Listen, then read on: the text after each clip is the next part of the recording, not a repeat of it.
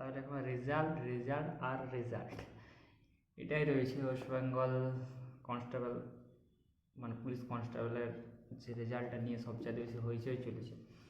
দেখো যখন প্রিভিয়াস যদি তুমি রিক্রুটমেন্টগুলো দেখো তাহলে সেখানেও কিন্তু সেরকম হয়, 3-4 দিন হইচই চলে তারপরেই রেজাল্টটা দেওয়া হয়। তাহলে আশা করি এরকমই এবারও হয় যে 3-4 দিন হইচই চলবে তারপর রেজাল্টটা দেওয়া হবে।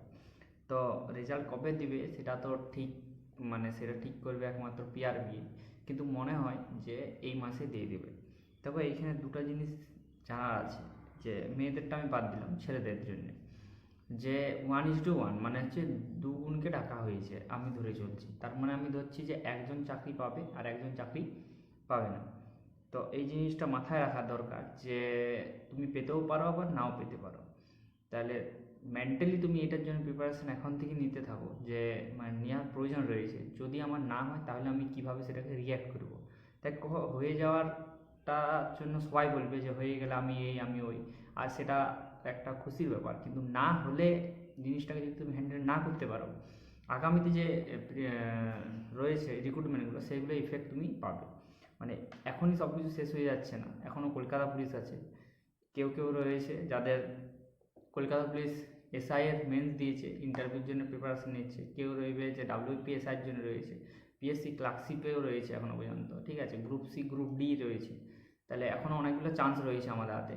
তো এই মেন্টালি প্রিপারেশনটা কিন্তু আগের থেকেই রাখা দরকার। দেখো যখন কলকাতা পুলিশ 2024-এ আমি বাদ হই ফাইনাল মেরিট থেকে, তো রেজাল্ট বারবার আগে আমি নিজেকে এটাই বলেছিলাম যে যদি আমার নাও হয় তো কোনো অসুবিধা নেই, আমি ফাইট ব্যাক করবো, এর থেকে বেশি মেহনত করবো, আবার এই জায়গায় দাঁড়াবো। দেখো আমি তখন রেজাল্ট বার না হওয়ার আগেই এই কথাটা নিজেকে বলেছিলাম, আর দেখো আমি আবার ওই জায়গায় এসেছি, আবার ইন্টারভিউ দিয়েছি।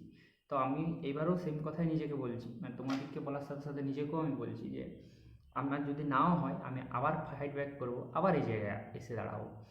এই মানে ম্যান টু ম্যান যে কথাটা, এটা কিন্তু তোমাকে নিজেকে বলতে হবে।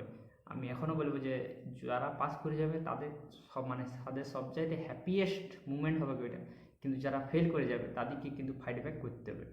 কম্পিটিটিভের এটাই নিয়ম, যদি তুমি ফাইট ব্যাক না করতে পারো তাহলে কিন্তু তুমি এই কম্পিটিটিভে মানে সাকসেস পাবে না।